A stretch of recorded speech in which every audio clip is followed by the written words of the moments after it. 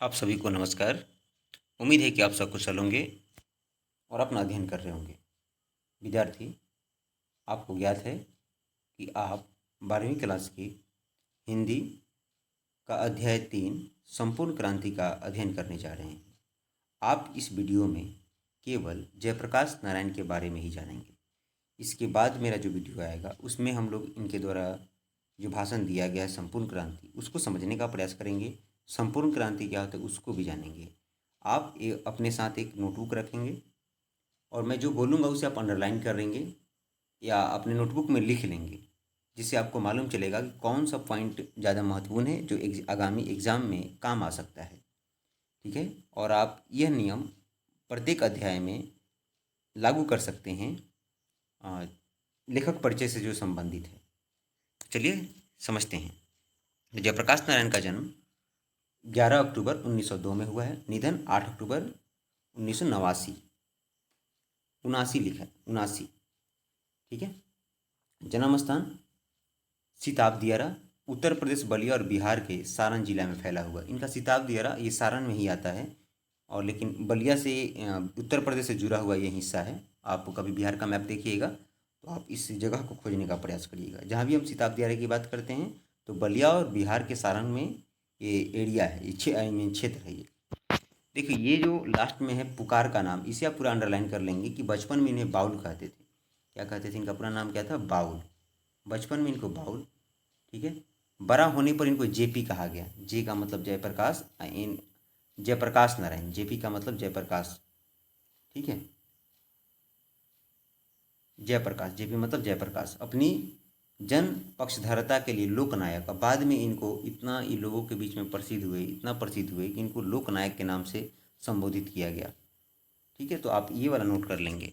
माता माता पिता का नाम याद ही रखना है, फुलरानी और हरसुदयाल पिता का नाम है।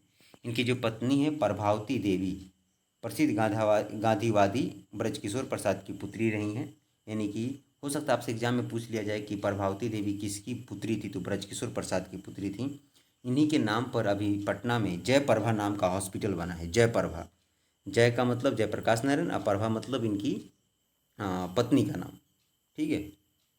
और इनकी शिक्षा, आरंभिक शिक्षा घर पर ही, फिर पटना कॉलेजिएट पटना में दाखिल हुए। यहीं बिहार में हिंदी की वर्तमान स्थिति विषय पर लेख के लिए सर्वोच्च पुरस्कार प्राप्त किया।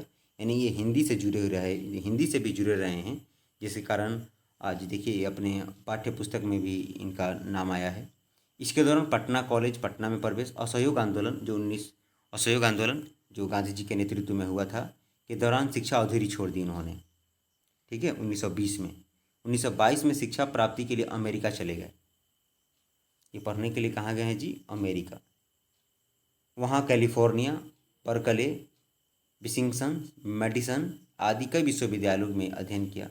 मार्क्सवाद और समाजवाद की शिक्षा यहीं ग्रहण की। यानी इनके बड़े होने पर इन्होंने मार्क्सवादी विचारधारा और समाजवादी विचारधारा से प्रेरित रहे, तो इन्होंने अमेरिका में ये चीज़ सीखा है। ठीक है, ये ध्यान में रखेंगे आप ये बात। माँ की अस्वस्थता के कारण पीएचडी न कर सके और अपने देश लौटे। यानी कि माँ का तबीयत खराब था तो ये वापस आ गए। इस बात को आप याद रखेंगे, इसे भी आप अंडरलाइन करेंगे। ठीक है, माँ की अस्वस्थता के कारण पीएचडी न कर सके और अपने देश वापस लौटे। देखिए राजनीतिक जीवन, कब ये राजनेता बनने का प्रयास किए, या बोल सकते हो कि राजनीतिक जीवन में आए। ठीक है, आप लोग राजनेता समझते हैं, जैसे अपने देश के कुछ नेता का आप लोग नाम जानते होंगे, वो समझ लो जो देश को संचालित करवा रहे हैं। ठीक है, उनके नेतृत्व में देश का विकास हो रहा है, उन्हें आप राजनेता कह सकते हैं।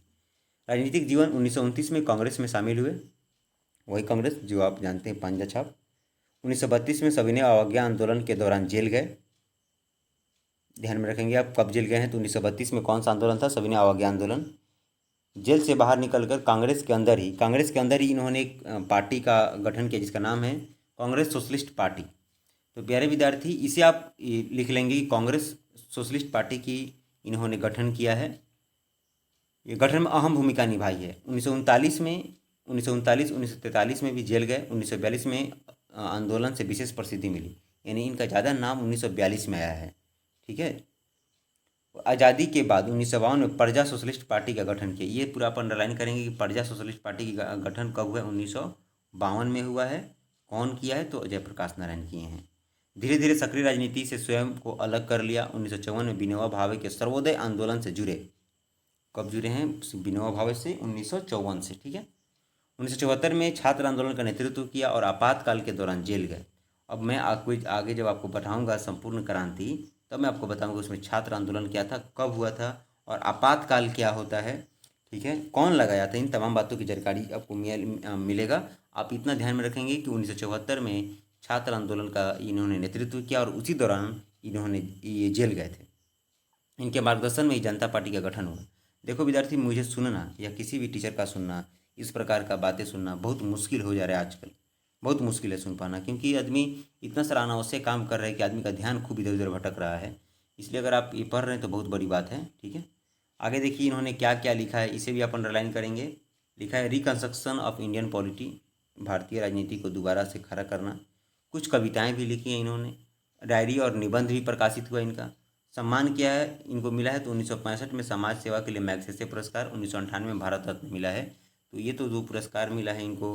मैग्सेसे पुरस्कार मिला है 1965 में और भारत रत्न 1998 में मिला है। इसे आप अंडरलाइन कर लेंगे, आप अपने नोटबुक में लिख लेंगे।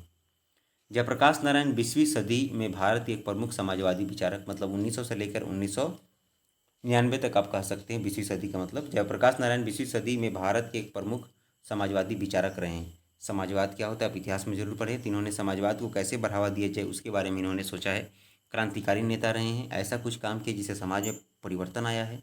समर्पित समाजकर्मी, विद्रोही स्वाधीनता सेनानी थे।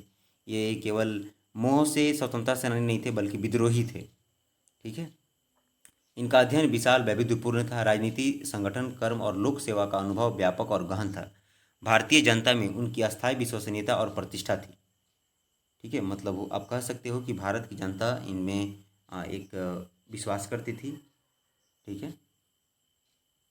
निष्ठा, अध्यायवास से परिपूर्ण, अपने सक्रिय, रचनात्मक, जब पढ़ रहे थे उस समय भी सक्रिय थे, रचनात्मक, सार्वजनिक जीवन में उन्होंने अंतर्राष्ट्रीय पहचान और प्रतिष्ठा भी कमाई। देखिए विद्यार्थी, सार्वजनिक जीवन का मतलब क्या होता है? जैसे हम लोग आम आदमी हैं तो हम लोग को बहुत कम लोग जानता है। जैसे कोई नेता वगैरह हो जाएगा कोई व्यक्ति तो उसका पूरा विश्व जानता है। तो इन्होंने पूरा विश्व में भी अपना नाम कमाया है, ठीक है। केवल ये बिहार छपरा तक ही सीमित नहीं रहे हैं, देश तक ही सीमित नहीं रहे हैं। वे अपने समय में विश्व के कुछ चुने हुए लोकतांत्रिक नेताओं में से एक थे, ठीक है। आगे देखते हैं। विदेश से अपनी शिक्षा पूरी कर लौटने के बाद उन्होंने स्वाधीनता संघर्ष में अपने आप को झोंक दिया, मतलब देश को आज़ाद कराने में, ठीक है। देश को आज़ाद कराने में इन्होंने अपने आप को पूरा झोंक दिया। झोंक देने का मतलब अपना संपूर्ण जीवन इसमें शामिल किया। स्वाधीनता संघर्ष में उनकी भूमिका क्रांति धर्मी थी। स्वाधीनता प्राप्ति मतलब आज़ादी के मिलने के बाद उन्होंने सत्ता केंद्रित राजनीति के बदले अपने लिए लोक केंद्रित रचनात्मक राजनीति की और समाज सेवा का मार्ग चयन। जैसे होता है सत्ता केंद्रित, जैसे एक व्यक्ति है जो मुख्यमंत्री प्रधानमंत्री बन के देश की सेवा कर रहा है, लेकिन इन्होंने ऐसा नहीं किया। देखो एक समाज में व्यक्ति रहकर सेवा करता है और एक सत्ता के माध्यम से करता है। जैसे अभी बिहार के मुख्यमंत्री हैं वो भी तो एक समाज की सेवा ही कर रहे हैं, देश के प्रधानमंत्री हैं वो भी समाज की सेवा कर रहे हैं। तो इन्होंने सत्ता केंद्रित होकर नहीं करने का प्रयास किया बल्कि समाज में रहकर करने का प्रयास किया। उन्होंने समता, न्याय, सामाजिक परिवर्तन और लोकतंत्र के पक्ष में पत्रकारिता की। आजकल आप देखना पत्रकारिता सरकार के पक्ष में हो रहा है, लेकिन इन्होंने लोकतंत्र के पक्ष में किया। जो समाज की वास्तविक समस्या है उसको उठाने का प्रयास किया। लोक सेवा के अनेक कार्यक्रम और अभियान चलाए। पड़ोसी नेपाल में लोकशाही के लिए संघर्ष में भी उनका योगदान रहा। मतलब जब वहाँ राजतंत्र था, गांधीवाद के संसर्ग में, मतलब गांधी जी से जुड़ने के बाद उन्होंने अपनी लोकनिष्ठा और अधिक सुदृढ़ की। विनोबा भावे के भूदान आंदोलन, जिसमें जमीन दान आंदोलन की बात हो रही थी, उनमें इन्होंने उल्लेखनीय रचनात्मक भूमिका निभाई। 60 के दशक में, मतलब 1960 में, 60 के दशक में अपनी ईमानदारी, त्याग और निस्वार्थ लोक सेवा के कारण जनता के बीच अर्जित अपनी विश्वसनीयता के चलते उन्होंने डाकू के हृदय परिवर्तन और पुनर्वास को लेकर उल्लेखनीय उपलब्धियां हासिल की। मतलब 1960 के दशक में भारत की बहुत स्थिति खराब थी खाने पीने को लेकर। उस समय चोरी चकारी बहुत बढ़ गया था, बहुत सारे डाकू घर लूट लिए जाते थे। इन्होंने क्या किया कि डाकुओं का हृदय परिवर्तन कराने का प्रयास किया कि मतलब ये आप जो काम कर रहे हो बहुत गलत कर रहे हो, ऐसा आपको नहीं करना चाहिए। इस प्रकार से डाकू का हृदय परिवर्तन कराना, उसको मार काट के उसको शांत नहीं करना बल्कि उसके हृदय में परिवर्तन करा दें कि आप चोरी वगैरह छोड़ो, अच्छे रास्ते पर आओ। तो ये बहुत बड़ी बात है इन थी उस समय। ठीक है, ये आप ध्यान में रखेंगे। आगे जब देश में आपातकाल लागू हुआ और जनतांत्रिक अधिकारों का क्रूरतापूर्वक दमन किया जाने लगा, तब बिहार, गुजरात, समूचे देश में छात्रों और युवाओं का आक्रोश फूट पड़ा। मतलब विद्यार्थी, जब देश की प्रधानमंत्री इंदिरा गांधी थी तो उस समय आपातकाल लागू था। मैं इसके बारे में चर्चा करूंगा, ठीक है। तो आप ध्यान में रखिएगा, उस समय देश में जब आंदोलन हो रहा था आपातकाल के दौरान, तो उस समय इन्होंने युवाओं को मार्गदर्शन किया था। एक हिसाब से समझ लीजिए कि युवाओं का ये नेता बने थे। मैं इसके बारे में चर्चा करूंगा, अभी आप इतना ही समझिए, ठीक है। छात्रों और युवाओं के अनुरोध पर बुढ़ापा और बीमारी के बावजूद जयप्रकाश नारायण ने आंदोलन का नेतृत्व स्वीकार किया। इसका स्टोरी जैसे अब मैं बताऊंगा इसका क्या मतलब हुआ। तब आंदोलन ने देखते ही देखते राष्ट्रव्यापी संगठित रूप धारण कर लिया था। मतलब पूरा देश भर में ये आंदोलन हो चुका था। जयप्रकाश नारायण लोकनायक कह के पुकारे गए और वे युवा शक्ति के प्रतीक और युवाओं के हृदय सम्राट बन गए। उन्होंने संपूर्ण क्रांति का नारा दिया और सुविचारित राजनीतिक सामाजिक कार्यक्रम प्रस्तुत करते हुए उन पर अमल करने की व्यापक अपील की।